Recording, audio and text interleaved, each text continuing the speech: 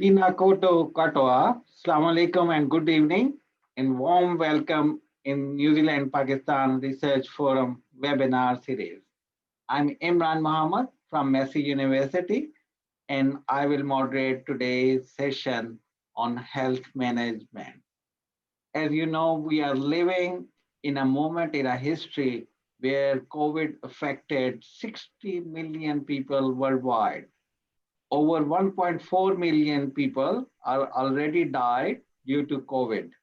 And beside COVID, there are so many other health issues, in fact, and researchers are trying to figure out. And one of the main purpose of a New Zealand Pakistan Research Forum is actually to showcase the member research on particular topic. And here, actually, it is my pleasure to welcome three distinguished guests actually that are contributing in a health research. So Dr. Imran Khan Niazi, Dr. Mudassar Altaf, and Dr. Zarrar, actually today they will share their stories, they will share their research trajectory to the health research. And each speaker will talk about 10 minutes, and I will take question after completing the presentation from all three speakers. So please feel free to write your question in the chat box. Okay, let's start with the first speaker, Dr. Zarrar Javid. And Dr. Zarrar Javid received his PhD from the University of Auckland, and currently he's teaching from many years from the University of Auckland as well. So Dr. Zarrar, now I'm handing it to you. So please feel free to share your slides. Thank you, Dr. Imran. Oh.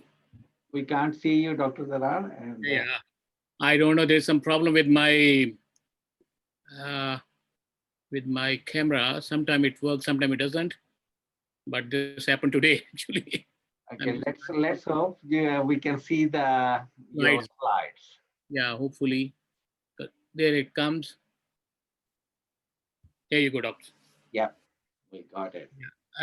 So as you all know, guys, today we are talking about osteoarthritis, what it is and how it will hamper the mobility of aged people also, and sometimes it happens in the younger lot also.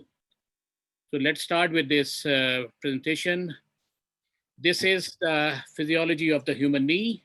And in here, this pink portion, this thing is what we should be concentrating on, because this is the cartilage, which actually is the protection which protect the bones from rubbing each other. There's also a fluid between that, which is also lubricating the cartilage also. Plus, it will keep the bones healthy also. But as soon as the fluid dries up, the cartilage rubs, and what happens is this thing. Dr. Zarrar, I think if you can share the full screen, I think that would be really all right. I'll just do that. Right. So I'm trying that, but it is not working. Okay. Yeah. Is it all right now? Yeah. That's good. All right. So now, what actually osteoarthritis is? It is actually a joint disease that causes the cushion layer between the bones, which is known as cartilage, to wear away. And this loss of cartilage actually results in rubbing of the bones, and which causes this, if you could see in the figure, these grooves. So these are grooves which will be created after the fluid dries off and the cartilage rubs each other. So this is actually very painful, and even people with this sort of thing, they can't move. So important thing for osteoarthritis to see whether you are going to have osteoarthritis or not is to find the volume of the cartilage. If the volume of the cartilage is reducing, this means that the patient is going towards osteoarthritis. So next, I will discuss about the motivation. So motivation of this thing is this, just to make an automated system so that the doctors could get the MRI scans And from the MRI scan, using this software, they can get the volume of the cartilage. And after every year, they can get the scans of the patient. And again, the same procedure is repeated. And the guys or the person who is affecting or is affected, the doctor will let him know whether he's being affected or not. Imagine that this is being done by manually. So that will cause a lot of time also. That will cost you a lot of time also.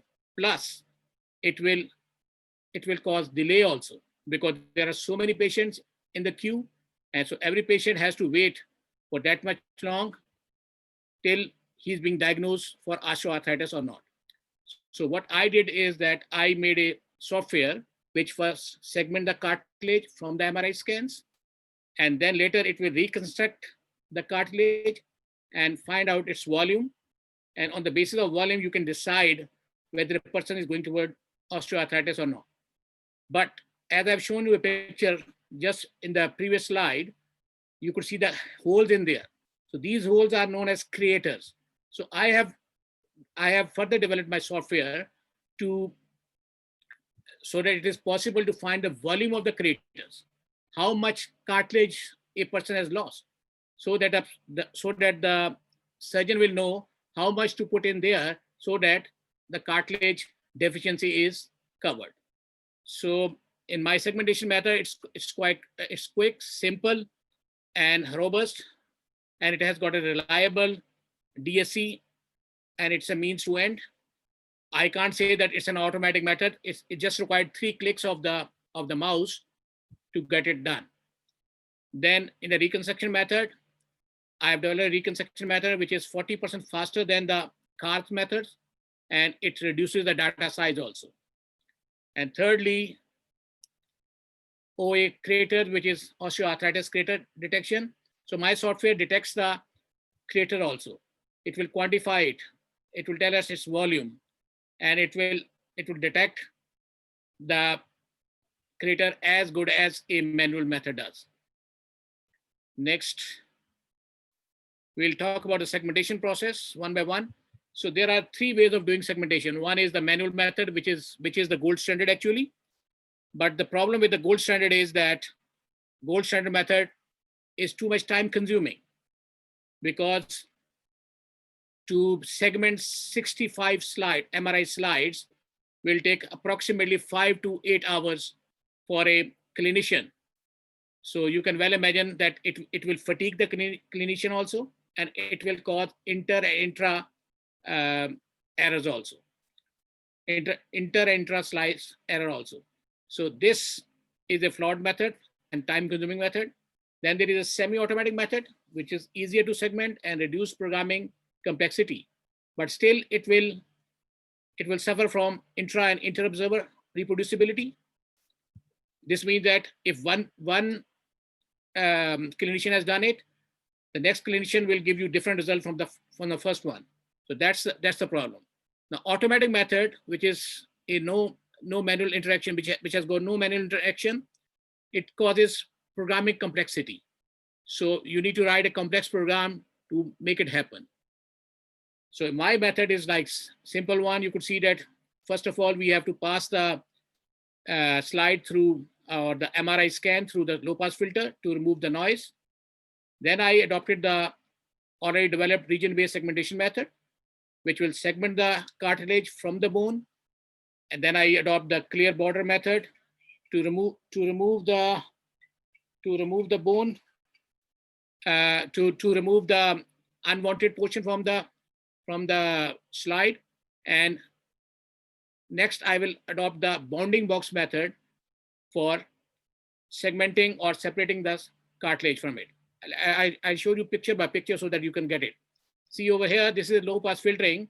This is the MRI scan image, and this is the filtered image. You could see the change between the two. You could see over here in the second image, cartilage better than in the first one because it has got a salt and pepper noise. Next, this is the region-based segmentation I've just talked about, in which we will just put a seed, which is a threshold value, and which will separate. You could see that now you have got this sort of a picture. And then we have got a 8 connectivity. Next, we have got clear border method. Now you could see that in this picture, there is some portion which is connected or which is linked to the border. So we use the clear border technique to remove this portion. And you could see that if we subtract input image from the output image, we will get the desired image, which is the cartilage itself.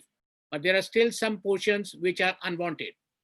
So for removing those portions, we adopted our bounding box method. So this is the bounding box. You could see we need 3 clicks of the mouse, 4 clicks of the mouse to separate the cartilage.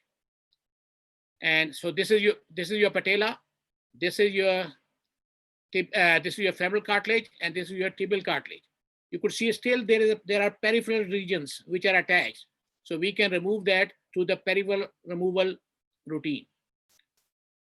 Now, important thing is that my method, which is known as the bounding box method and the RBS bounding box method, it is better than already running method or already standard methods. It has got DSC value, which is dissimilarity coefficient, better than current standards.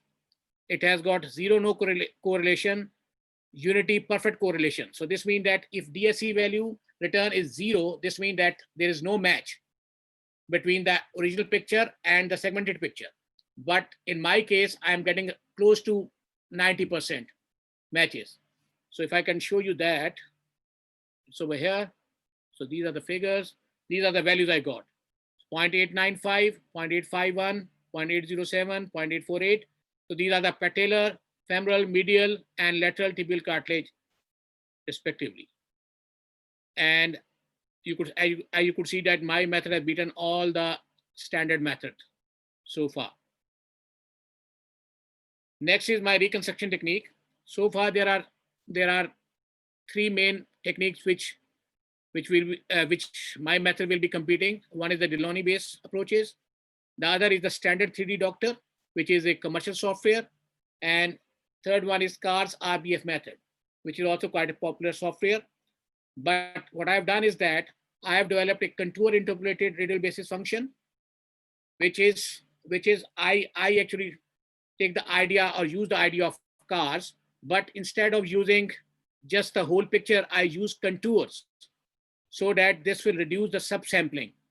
Reducing the subsampling will improve the time also. So this will do the reconstruction quite quickly. So this is what my method is actually. Stage 1, stage 2, stage 3, stage 4.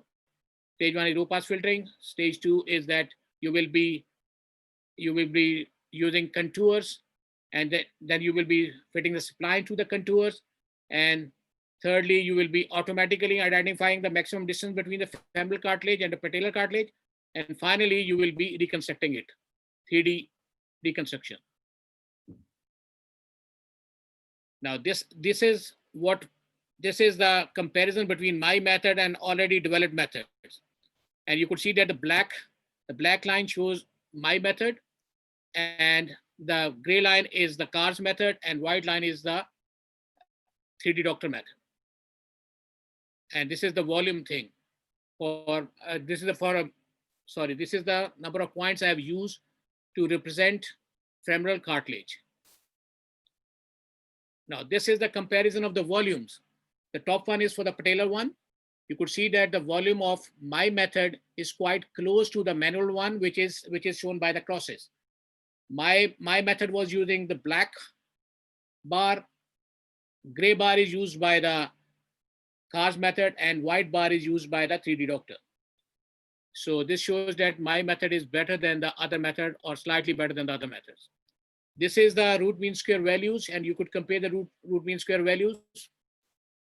So you could see that CI-RBF method, which is my method, has got 3.6 for patellar, 7.48 for tibial, and 5.25 for femoral. These are far better than the other competing software values. And lastly is how we will detect the craters.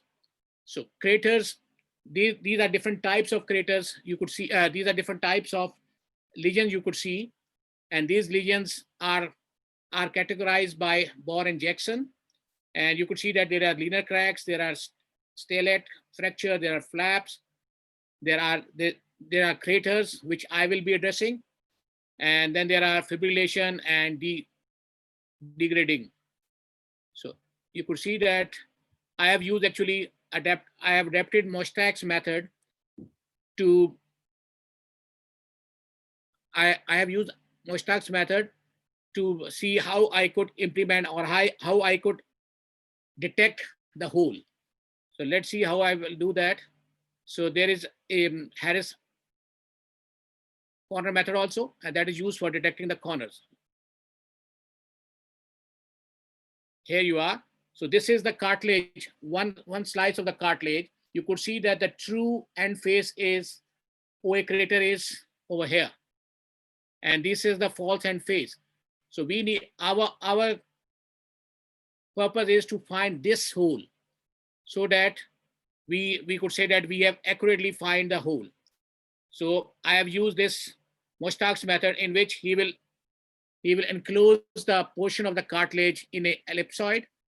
And now important thing is that we are working on the faces of the ellipsoids. All right. So if you see P dash are the major axis, and Q dash are the major axis for the other ellipsoid.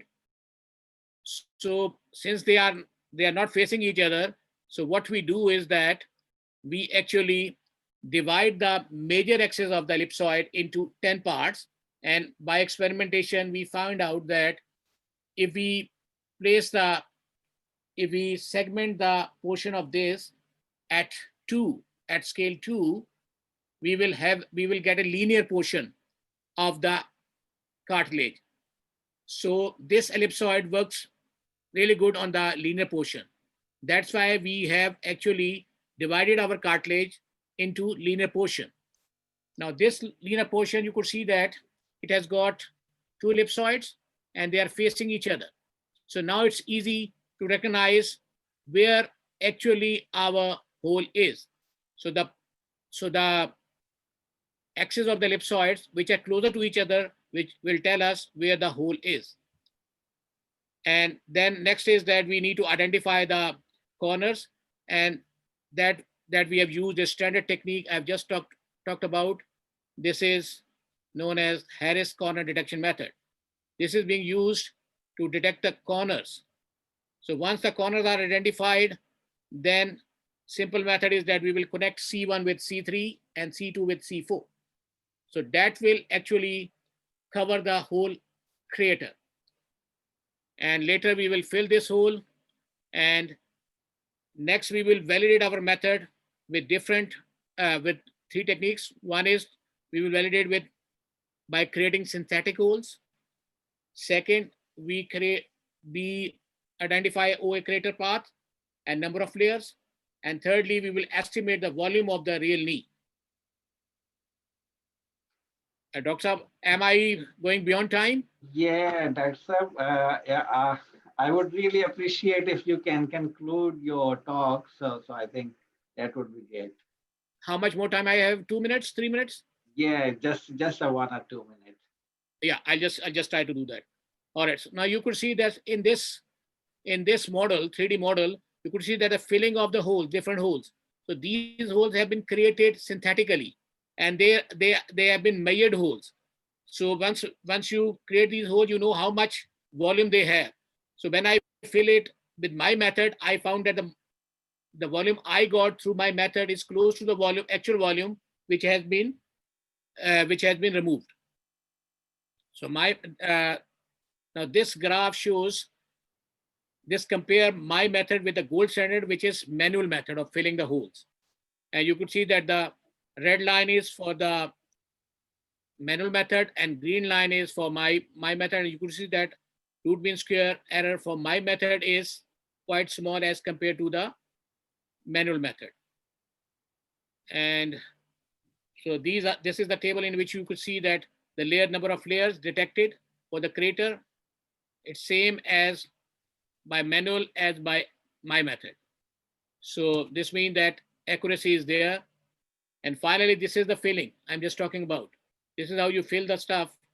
And this area and this gray portion, you will find the volume for this gray portion, and that will tell you how much volume you have lost. This is the actual thing. This is the actual MRI scan, and I've applied my method on that, and you could see the filling of the holes. And this is the 3D model of the femoral cartilage, and this is your 3D model of the hole filling. And this is the estimated volume, mean automated volume for my method and mean for manual method. Since my method is better than the mean than the manual method, so I compared the value with my method as compared to with the manual method. So you could see that this is what it is. This is how much error the manual method has as compared to my method. And that's about it. Thank you very much. Yeah, thank you. Thank you very much, Dr. Zarrar. And one thing I really love actually interacting with researchers, because all researchers are so passionate and they want to tell you about their research stories, their research. And you can see Dr. Zarrar actually is so passionate and telling his story, and even a bit more technical story sometime, even I couldn't get it. But I think the interesting thing is, which I think the key message is, Dr. Zarrar also have a background in engineering, and how he actually translated his engineering background into the health research and contributing in a health research. So, sir, thank you very much. And we will move to the next speaker, Dr. Mudassar Altaf. And Dr. Mudassar Altaf received his PhD from Victoria University, Wellington, and currently he's working at Auckland District Health Board. So, Dr. Mudassar.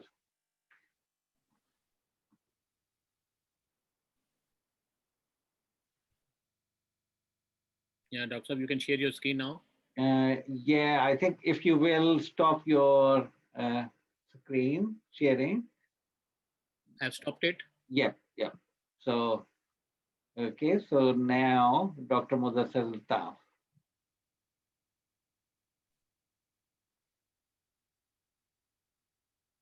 Dr. Mudassar, we can't hear you. I think your speaker is.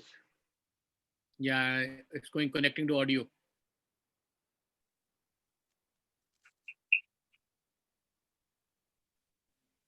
Hello. Are you there, Dr. Mudassar? I think probably in my case, when I'm sharing the screen, my camera is not working. Now it's working. Okay, but I don't know what happened. Previously, we can see the Dr. Mudassar Altaf, but yeah, now we can't see and we can't hear as well. Yeah, probably might be network connection problem. Yeah, so in this case, probably we will move to the our Dr. Imran. Yeah, Dr. Imran Khan Niazi. And And Dr. Mudassar is there. Yeah, Dr. Mudassar is still there, but we can't hear and we can't actually. Oh, yeah, now he's there as well. So he's there, but he's muted actually. I don't know why. So, Dr. Saab, unmute yourself. Unmute. Yeah, there you are. There you Can are. you hear me? Okay. Perhaps then we can go with the Dr. Mudassar Altaf, and then after that. Okay. Thank you very much for your patience. Can you hear me now? I can't hear you. Yeah. Echo sound coming, I think. And I really appreciate if everybody will just unmute their mic so we can hear too. Yep. Too much technology for me tonight to handle. So my apologies. Can everyone hear me? Okay, there you go. Thanks very much, Dr. Imran, for moderating the session and inviting us for the talk. And thanks, Dr. Zarrar, for your nice talk. Some things I couldn't understand, but I will poke you in the question answer session. Thank you very much for that. So welcome everyone. My name is Mudassar Altaf, and I'll start with a bit of introduction about myself. I'm basically from Wakand, and in fact, Imran Khan Niazi and I are class fellows. We studied until metric. Then I moved to Lahore, and I graduated from Punjab University. Studied at University of Health Sciences, which is now University of Health Sciences. And I did my master's from Karachi University in biotechnology. Then I moved back to Lahore to do my MPhil, and I briefly worked at Shaukat Khanum Cancer Hospital as a molecular biologist. And I was the first Pakistani to have won the International Victoria PhD scholarship at School of Biological Sciences in Victoria University of Wellington, where I mainly worked on a tuberculosis drug discovery project. Tuberculosis is a human chronic infection that mainly causes infection in lungs, but it can affect other parts of the body as well. So my project was primarily focused on looking for new inhibitors, which you can work on later on. They can be developed into drugs, but to develop a drug, it takes about a decade, more than 10 years of research work. First, you have to try your inhibitors against the infection, see how effective they are, and at what potency they produce their effects in controlling the infection. And then you move into the pharmacokinetics, and there are like number of things that you do with your inhibitors, chemical analysis and cell analysis before they are developed into drugs, and you put them into trial for in vivo models like animal models before actually they are coming into human trials. So we'll talk briefly about tuberculosis. It's about incidence rate is in New Zealand is about 300 to 400 cases a year. But it is probably one of the leading killers around the world, with about 8 to 9 million new cases every year globally, reported by the WHO. So it is a serious infection. Pretty much everybody, I understand, would have heard and understood the mode of action of COVID-19 pandemic. In terms of contagiousness, it's pretty similar to COVID, tuberculosis, but probably less contagious. But it's an absolutely treatable disease. The problem starts when there is a resistance pattern. Available drugs are very limited. A handful of drugs are there available to treat susceptible tuberculosis infection. But once the disease becomes resistant to the available drugs, it really becomes quite a challenge. And plus there are comorbidities when there are multiple infections involving other organs. Then it becomes really, really serious. So that was my PhD project. I developed not really developed, but I discovered two drugs, which were at initial stages, but it was quite a successful project. I published my research in various international journals. It's all available on Google and ResearchGate profiles. I've worked on with ESR and biosecurity centers, different projects, and before I finally moved to Auckland District Health Board a few years ago. In 2018, I started working with the Auckland Microbiology Group, Infectious Disease Group at Auckland City Hospital. Currently, I'm looking after a PC3 facility. Just the nature of the work is you have to have a containment level to protect the environment and the personnel who are working. And it's called physical containment level 3 because it's tuberculosis is an airborne infection. It can spread very quickly. So you have to have a controlled environment to be able to work with a live infection. And currently I'm working there where we have had several COVID positive, samples as well. We've had so many COVID patients admitted at the hospital. So it was quite an overwhelming sort of situation for us when the first lockdown, struck us on 28th of March. I've had to change a number of procedures related to all health and safety to protect the staff at my workplace, and it's going well at the moment. So am I on time, Dr. Imran? Yep, yep. That's pretty much it. That's currently where I'm at, and I'll be happy to take any questions and talk further on chronic infections, other infectious disease, particularly COVID-19. If somebody has any questions, I'll be happy to answer. Thank you very much, Dr. Mudassar. And I think it's probably your mic that was creating a bit noise as well. But no, thank you very much. And probably we'll go to the third speaker and then we'll take questions. Sure. And our third speaker is Dr. Imran Khan Niazi. And Dr. Imran Khan Niazi is a senior research fellow. I think the joint appointment with the Auckland University of Technology and New Zealand College of Chiropractic. And he received his PhD from Aalborg University, Denmark. And one thing as a researcher, I'm really impressed that doctors have a H index of 20, more than 25 peer-reviewed journal papers, and citation over 1,800. That's really impressive, Doctor. So now I'm leaving up to you for your presentation. Assalamu alaikum, Kiara. Thank you, Dr. Sab. Thank you for giving me the opportunity. I think I will start by a brief introduction, and then I will just talk of overall my research theme. I will take one project example as how we do stuff in rehab.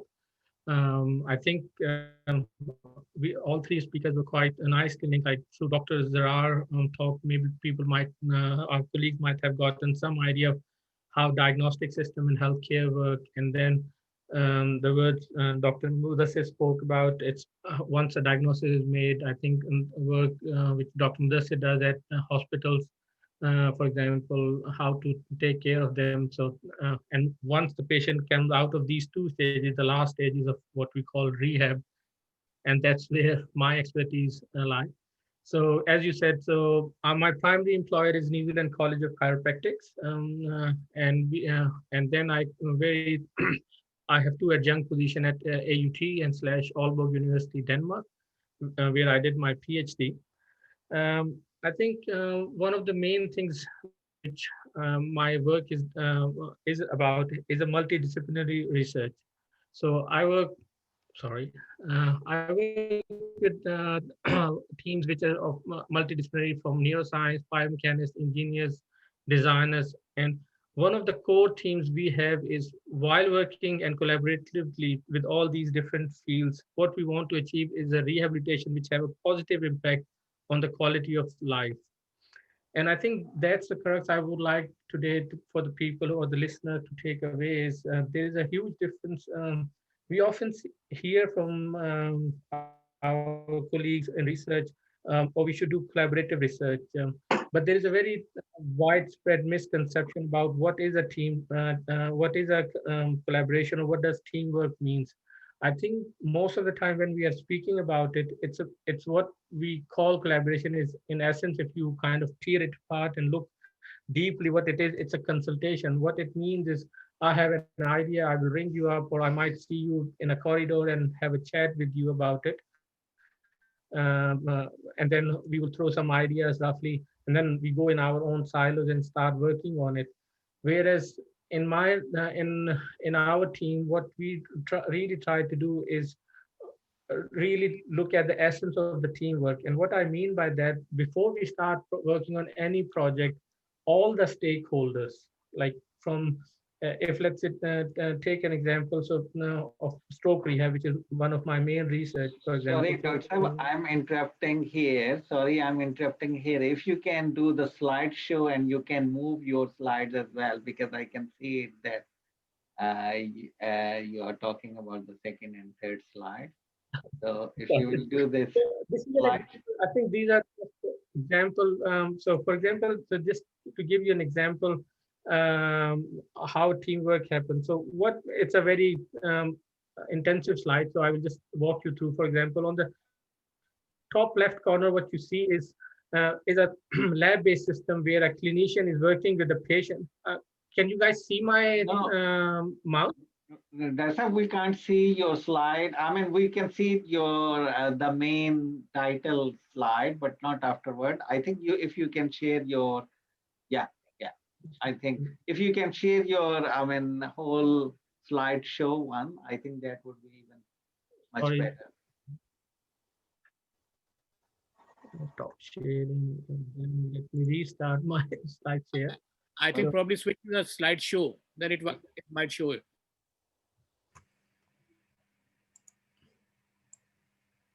And now the screen should be.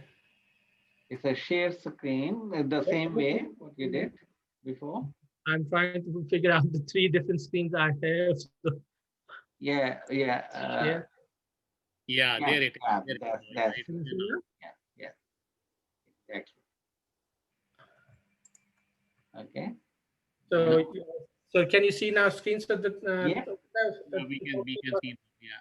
Yeah. So what I was talking about the collaborative research is, so I will just go through again. So this is a very busy slide. I will just take you through the journey. So if you look at the slide on the top left corner, what you see is a normal lab environment where you see a clinician who is working with a patient, and we have lots of equipment lying around, and then there is an engineer or a technical person who's dealing with all the equipment lying there. So and then once we have all these things happening in a very lab-based environment, which is very controlled, but in reality, if we want to do something positive for our patient from the rehab perspective, this is a setup which will not work, for example, in a real life. So our group's core work is basically translating this type of technology into a wearable, where it becomes, where now you would see, for example, all that lab technology has been translated into a wearable, and it's been usable for a clinician. So what you see is a patient where we are recording its brain activity, and we will try to detect when she's intending to move, and then activates an external device. In this particular case is this electrical stimulation, which you see. So it's a patient of stroke, so she cannot move her leg. So what clinician is doing is setting up the electrical stimulator and now giving her the instructions. So now the patient is given some instructions. So it's a collaboration between technology, the physician, and the real life task, which will help in their rehabilitation journey. So and how to go from this first slide to the third slide, it's the main research team of our research center is. And why we do all that? So that we can provide a rehabilitation which is meaningful for that one particular person. So not a one yardstick or one treatment for everyone, but tailoring it to the specific or individual requirement. For example, this particular subject wanted to play with her granddaughter. So what she wanted to work on was the lower limb, the work on how she can move around, for example. So we are focusing on her legs. And similarly, in other tasks, you could see we are helping her through the technology to improve her walking condition, for example. So this was just to give you a brief idea. And all of this work is not possible without teamwork. So the top team is my team at AUT, where and the bottom team is where I work at New Zealand College of Chiropractic. So whatever I'm saying is outcome of all these brilliant minds. It's not, I'm just representing them here. So research often we senior people get to get all the kudos, but I think it's sometimes unfair on all those PhD students, master students who have spent their days and nights creating this thing. So I would like to give a shout out to them. I think my only message to my rest of the colleagues is to differentiate between the collaborative work and a teamwork, and really take the journey of collaborative work from its core, which means make every stakeholder for a project under one roof, have them, give them cup of coffees or whatever rolls their boat, and leave that room. You would see lots of shouting and hearing at the early part of the project, but at the end of it, the outcome of that project would be much more impactful for the people's life as compared to when we work in our silos. For example, me as a biomedical engineer, given a problem, I will try to solve it from my perspective. A doctor sitting in his office doing something else. So the real magic happens when we all sit together, look at the problem from different perspectives, try to come up with a solution, keeping always one thing in the mind. At the end of the day, it doesn't matter my technology, it doesn't matter how good is your medicine. What matters at the end of the day is the patient getting better. So we have to keep this always at top of our priority list. And so and then make them sit together in one room, and then keeping that one goal all the time as our hanging sword. And then on the other end, you are able to deliver something which is meaningful. um, and apart from all the kudos you get for publications and all the accolades as academic, I think you can put that aside. But real charm of working in a healthcare research is seeing the real impact, what we do with our work, with all these colleagues, in the life of a real patient. For example, someone like some of these things which we take so much for granted, like for example, for us, quote unquote healthy people, enjoying the normal daily routine, playing with our kids. But for these patients, just simply grabbing something and having a cup of coffee, for example, when we are able to relearn those things which they have lost because of their disease, in this particular case is stroke, the joy on their face is much more than all the academic accolades or whatever you get in the life. So again, I think I will just sum up: the essence of a research should be collaboration. At the end of the day, every stakeholder should be sitting in the same room, trying to have a aim at the top table, which everyone is trying to achieve, and then working towards it, so that whatever research in whatever field we are doing, we are delivering an impactful product for that a particular sector of society. So I think that's where I will stop, and then I'm more than happy in general to answer any questions in terms of for junior researcher or young aspiring researchers, and happy to discuss further details. Thank you very much, and thank you for the opportunity. Yeah, thank you very much, Dr. Imran. And I think it's a very key message. Basically, you have delivered that it's an interdisciplinary research, it's a collaborative research actually that can make a difference actually, and that will be bring a bit more real magic. And I think uh, uh, I'm preparing a one actually research proposal right now with the Canadian Research Council, and it's on my field, on a public policy field. And many times we are frustrated that even very developed countries, all the policies are working in silos, and they are not talking to each other. Environment policy and transport policy and housing policies and social policies. And so our main goal was that how to integrate these policies. And then we realized, in fact, we came up some uh, interesting articles on a health sector, on a nursing, actually that how they are working together to make that patient actually recovered from this, I mean, disease as well. And and we was really, really happy that, and then first time we realized actually in a health sector how they are collaborating each other. And I think that was the key messages coming out from your talk and others, uh, Dr. Mudassar and Dr. Zarrar talk as well. And Sorry, if you don't mind, just I would like to give a current example, and it's so funny it happened nowadays. We are hearing some bad media coverage for our national cricket team, and the person who's handling all this process with PCB from New Zealand side, he's a husband of one of my good colleagues. And literally on Monday, when they were boarding their planes, and I was just standing beside him, and he was talking. He had a sleepless nights coordinating this complex. It's not a. We have to understand. It's a very complex process to get a team of 55 people and get it done. All those processes and all managing. And one of the things which, again, he's from the background of HR, not from healthcare.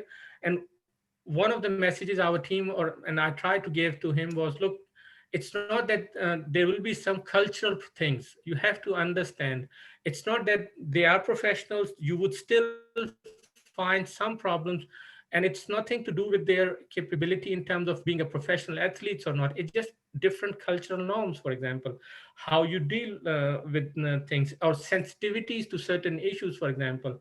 Like the current Pakistani team senior physiotherapist, I'm in contact with him. So he gave a very small example. For example, when the guys came in to drop the food in front of the guys, our cricket teams people, like these guys where they're staying in a hotel outside their room. So what they did, they thought there's no one, so they just came out, opened the room, took the dinner or lunch, whatever it was, inside.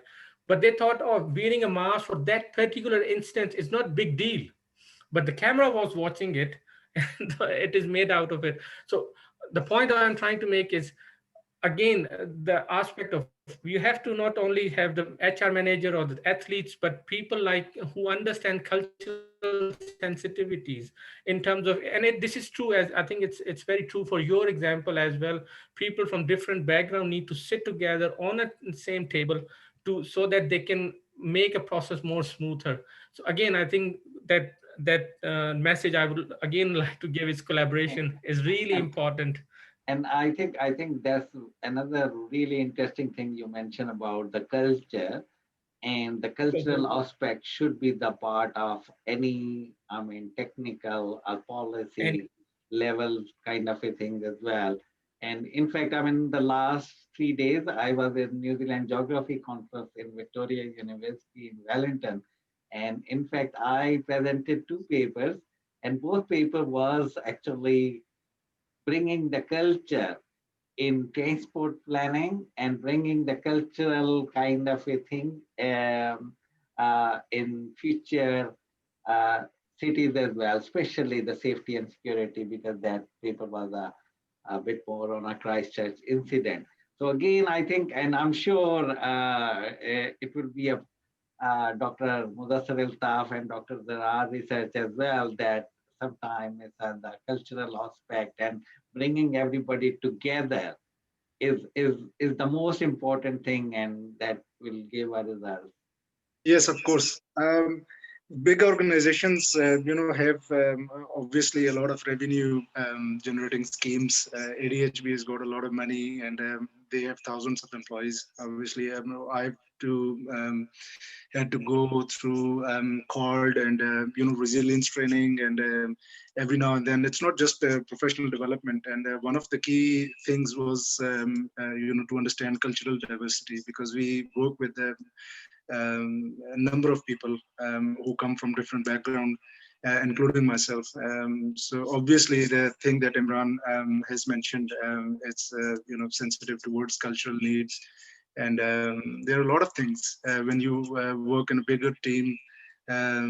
Diversity comes into play, and it's one of the strengths I think that big organizations capitalize on, and they invest a lot of money on training people and trying to understand the different sensitivities around the world.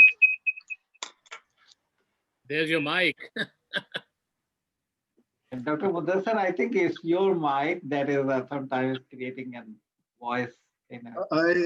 I can see it as mute. Yeah, there. Now it's gone. Okay, eventually I've learned. I didn't have the opportunity to mention at that time because I had to apologize. Something went wrong at the last moment with my internet device. I had to restart, and I'm actually live on 2 devices at the moment. So that's where the confusion started. So my apologies once again to all the audience. No, that's okay. And I wonder if there is any question or a comments from the audience.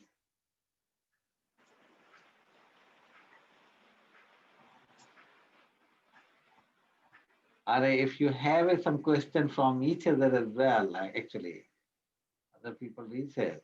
And Yeah. Just to add, if anybody has any question, he can even contact us later. Fine.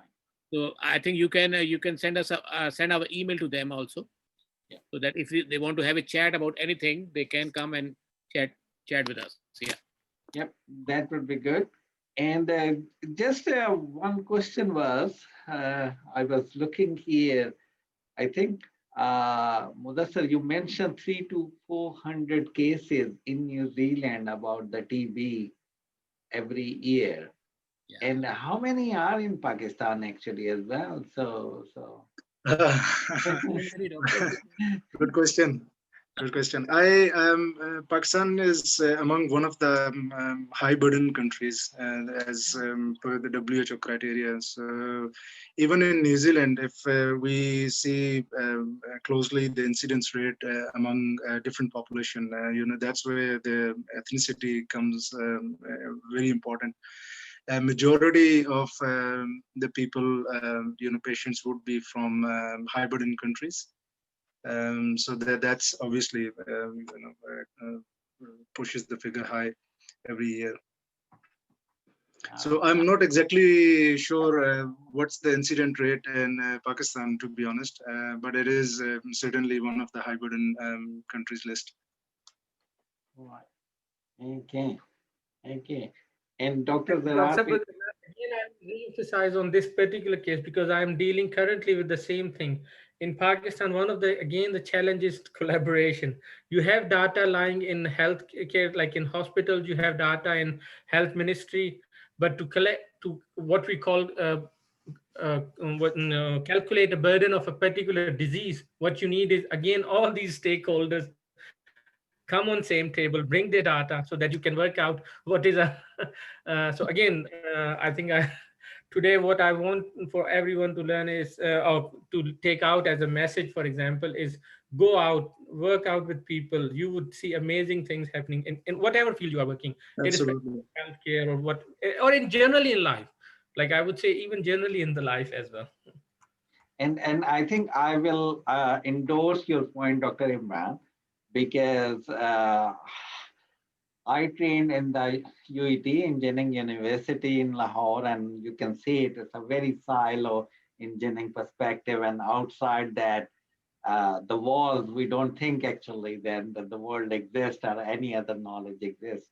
But over time, I get a chance to study different universities and different departments with the architects, with engineers, with the social sciences. And now I'm located here with political science, sociology, anthropology, museum studies, and women studies, religious studies. And I'm really, really enjoying not only for research, but also my own personal development and thought processes as well, because I'm getting a messages actually that each and every discipline has something to offer, and we have to learn it. I mean, in terms of a methodology, in terms of the looking into the particular problems or a perspective, and I think this is really important. And one of the main purpose, basically, about this New Zealand Pakistan Research Forum was that we will start talking to each other, we start listening to each other, research, and find a way for the collaboration. And because otherwise, we many times we didn't get a chance actually to hear each other research. So no, thank you very much for your contribution and for your presentation.